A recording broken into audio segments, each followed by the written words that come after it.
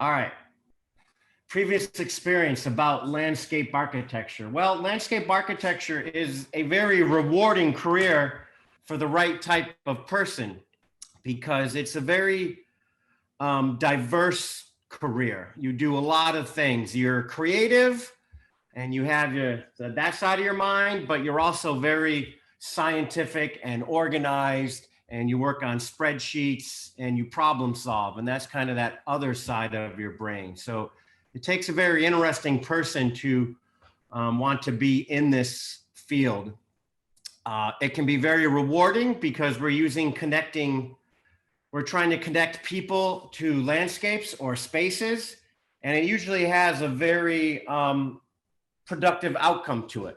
So we're trying to create play spaces for children and have them grow up to be physically and emotionally and socially educated throughout this type of play. Or we're trying and heal landscapes. We try and heal wetlands that are degraded because of petroleum or other chemicals. So it's a very rewarding career, and it has a lot of different pathways that you can take. You can be very scientific, you can be very creative, you can become a project manager, you can work on small sites and gardens, or you can work on large scale sites like airport fields.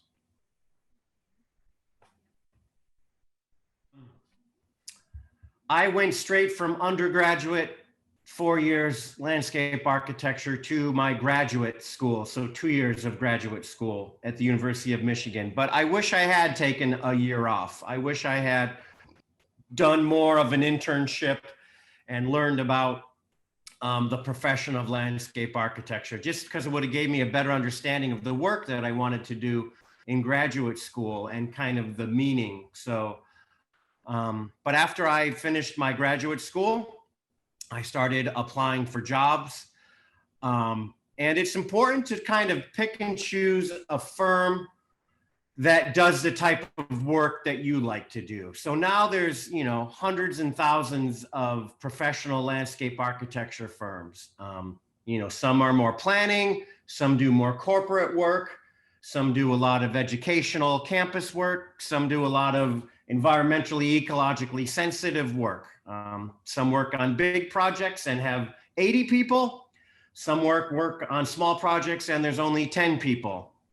And then we have the whole system of governments and NGOs, non-governmental places of work that focus on more, let's say, sustainable ideas. So different sizes, different project types, different goals helps you learn about the profession, and you just try and choose best. I mean, maybe when you're looking for a job, you have to send out 100 resumes, but maybe if you can see that this is very important and interesting to you, then you can try and focus getting a job at one of those types of firms, and they should recognize that it's a good fit.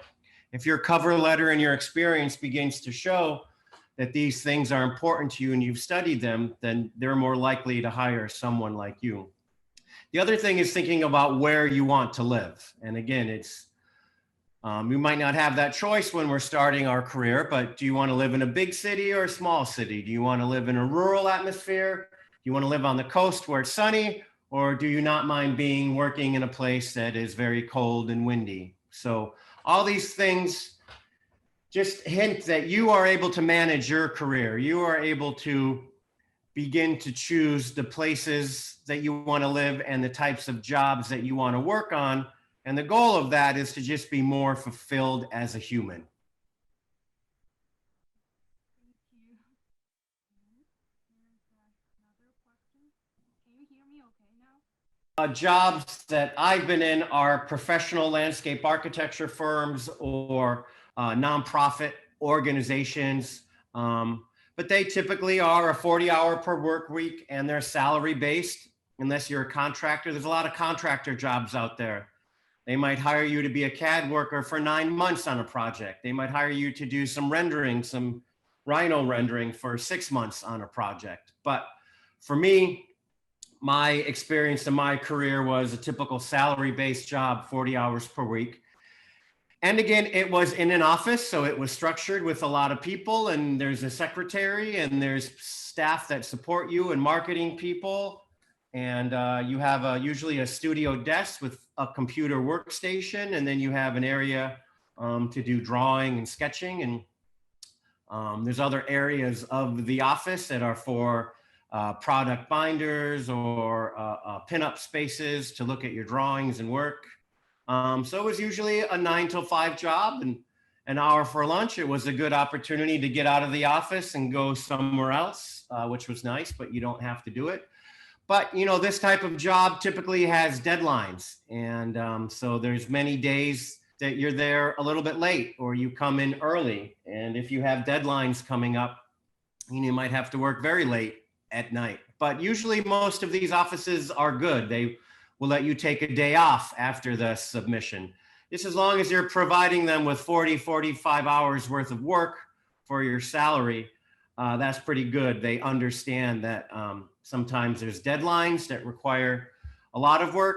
And, you know, most firms are willing to let you take a day off to make up that time and get your mental and your physical health. So perks are, again, usually in these salary jobs, there's going to be health benefits and retirement benefits and days off and paid holidays. Contractor jobs are a little bit different. I don't know if they offer that, but they typically offer you more on a per hour salary base to make up for that. So, you know, it's the office culture. As I said, the things that you look for, the location and the type of work that's being done, but also there's different office cultures, you know, and some offices are great. We used to have Halloween pumpkin carving contests. We used to have Christmas parties. We used to have design charrette sessions where maybe we all got together and tried to help out a local nonprofit or a local homeless agency with, you know, with our skill set. So we were giving back to the community. So yeah, offices have a different vibe, a different culture to them. And sometimes you don't know about that till you get in there and you just try and see if it fits for you and the type of work that you want to do. So it's typically there can be a lot of work and they expect you to learn and grow in that firm. And if it's the right fit, it can be a very rewarding experience. Well, to get into this field, it sounds like getting into the job. So, okay. So again, I think you have to become accredited. You have to become licensed. So that's an important part of growing and evolving in a firm and also as a landscape architect. So throughout your career, you will be learning valuable skills. And this accreditation process or licensing process just confirms that you've made those skills and you're allowed to become a member of this, whatever this licensure agree in any country. So that's an important part of growing your field. There's usually a pay raise associated with that, and it just shows that you've done work in a capable and safe manner and are able to produce drawings that have a certain level of accuracy and safety within them. So accreditation and licensure is part of that. And then you always need to keep growing. You always need to learn new skills, learn new ideas, whether it's through conferences or online sessions or going on field trips, or perhaps these educational sessions are provided by various groups, or like an expo where you learn about new products being made. So it's important that you stay tuned with what are the current practices and evolution of technologies as you continue in this career. So getting into it, it's just, yeah, again, there's places to move around. If you get into a firm and you don't like it, you don't like the people, you don't like the type of work, well, it's okay to manage your career and go to someplace else. So as I said, there's many, many options, many different types of focuses that these firms have. Urban, natural, ecological restoration, urban planning, sustainability, corporate development of golf fields. So you just need to work through your career as you grow and learn and try and find the best fit for the type of work that you want to do. Yeah, so international students getting a job in Canada, assuming that you have an education, makes it easy. Meaning if you're going to get a job in Canada it helps if it shows that you have some education from Canada because of the culture from that. So whatever type of education you're allowed to complete in Canada will help you get a job in Canada. It's not necessary, but it certainly helps. As is having good English, TOEFL, IELTS scores. I think those are important that we want to see for international students.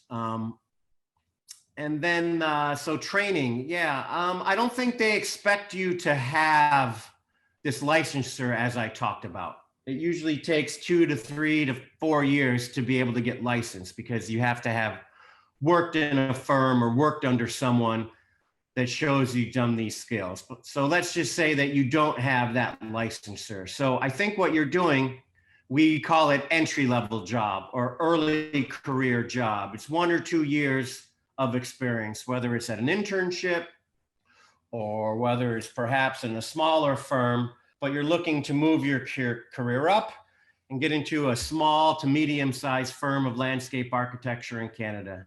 And that's typically going to be in the cities of the major provinces. There's not a lot of firms when you get out of the cities. So there's certainly going to be a lot when you start looking at areas like Toronto, British Columbia, Vancouver, and Ottawa.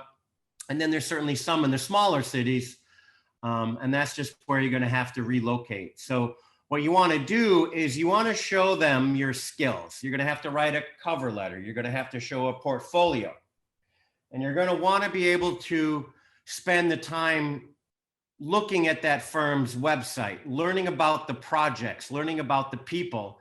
And you'll find that each of these firms have a different expertise. So for instance, British Columbia firms might be a little bit more sustainable and warmer climate jobs, right? So you want to show work and passion about that type of job in your cover letter. Whereas opposed to firms in Ottawa, are going to be very cold climate and they're going to be very prairie, let's say, ecological oriented and very urban. That's the type of work that they typically do.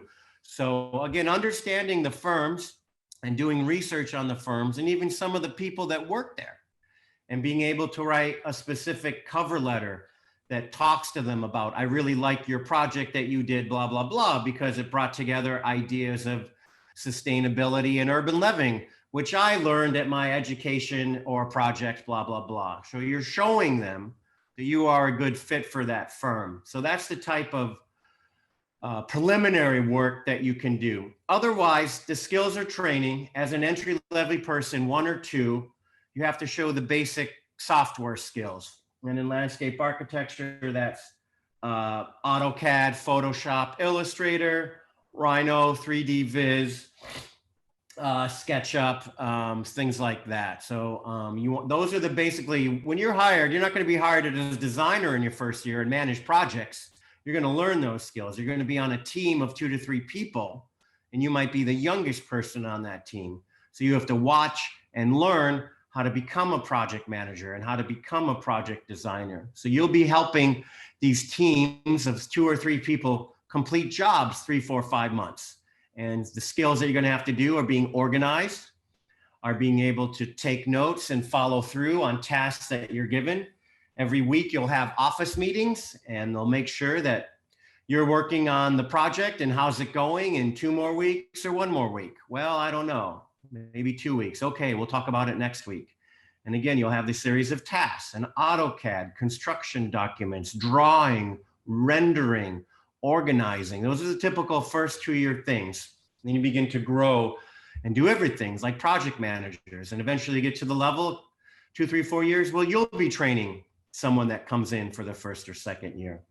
So that's probably advice that I would get in job finding. Try and sell your skills and your passion to a firm that does similar things, and both people will be happy.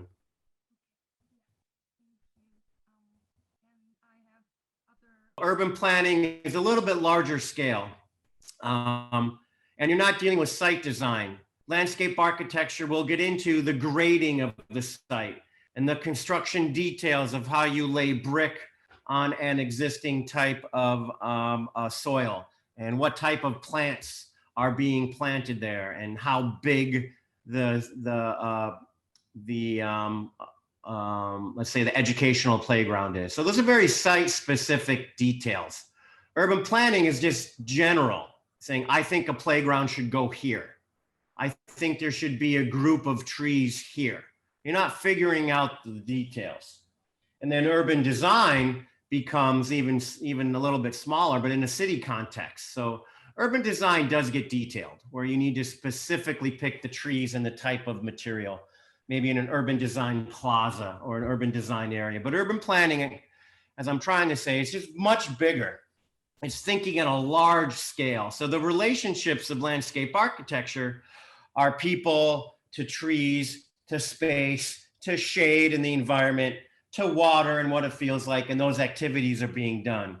Urban planning still is look at relationships, but they're different relationships that they're on a larger scale. So you're looking at the relationship between transportation and where people work, where people live and where people play, where people go to shop and where people go to recreate. And whether it's transportation or land use, you have to understand those relationships. So the software and technical ability is typically GIS, but we would still use sometimes AutoCAD and Adobe Illustrator and Photoshop to express our graphics, but sometimes it's more conceptual.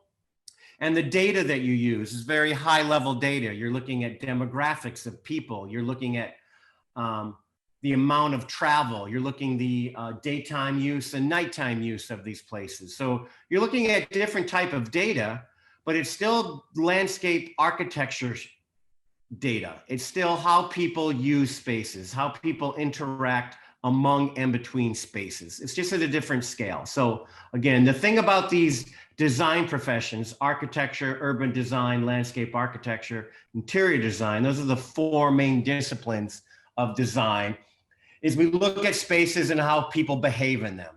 And we understand the principles and the concepts behind people interacting in these spaces. It's just at different scales. Architecture may be interior, landscape architecture may be exterior. Urban planning is going to be at a larger scale. So it's similar skill sets. There's a lot of landscape architects that go in the planning and a lot of planning that go in the landscape architecture. It happens all the time. And I think actually having both is often beneficial. So whether you have an undergraduate degree and go to planning, I think that's very, it's just going to help you. It's going to help you be a better planner, a better urban designer. So again, sometimes it's different context. We're always planning. Regional planners, ecological planners, landscape planners, environmental planners, urban planners. Urban planners, it just says, I'm going to look at cities. I'm going to look at dense areas. Regional planners are like, well, I'm going to look at the area outside of the cities, but I am going to look at cities. Ecological planners, well, I'm not going to look at cities. I'm going to look at large ecosystems. And again, within urban planning, you're probably doing a bit of all of that. You probably begin to bring all these systems together, human ecosystems, natural ecosystems, at whatever scale. This happens to have an urban ecosystem context, urban ecological context, typically. If you know you want to be a landscape architect and do those things that I talked about and that the books have taught you and that you see online, if you visit landscape architecture firms, you'll see it's very different. I still think it's a growing profession. And I think overall in Canada, those are going to be private type firms, meaning there's a lot more private firms that are hiring landscape architects than there are governments or NGOs hiring landscape architects. So, but urban planning and urban designing, it is different. So there's a lot of government jobs for urban planning and urban design. There's more, maybe not a lot, but there's more jobs, different jobs. Let me put it to you that way. Maybe more, maybe different. There are urban planning firms, private firms, and sometimes they're in landscape architecture firms. In fact, most of the time, they're in these large architecture, engineering, planning firms. They're going to have architects, engineers, urban planners, urban designers, landscape architects, ecological planners. They're going to be big firm, 60, 80 people doing all these types of interesting interdisciplinary work. not a lot of planning firms. Usually landscape architecture and planners are a very common term for our profession. So if you picked an urban planning program that focused on landscape, as opposed to focusing on transportation design and waste facility management, which is what urban planners focus on. How do we get rid of the waste in a healthy manner? That might prepare you for a landscape architecture job. But I think if you like that type of landscape architecture scale, maybe a master's landscape architecture is better. Otherwise, yes, it helps to have both. But if you get 1 degree in urban planning on transportation and waste management and landscape architecture, that's going to be a little bit difficult to bring those two together. But if there's something in urban planning that you like, pick it and look for an urban planning job. Otherwise, if you want both degrees, maybe sticking with an MLA or a landscape-based urban planning job might be better. It depends on the program. I mean, if you find a program that maybe teaches you skills that you think can still allow you to get a landscape architecture program, then that's fine. I just worry that some of these programs are very urban planning, very landscape or land use zoning oriented. That sets you up for a job in government.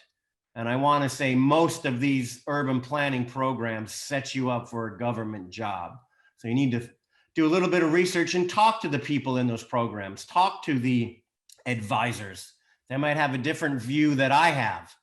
Hey, if I have this degree and I want to go back to landscape architecture, what do you think?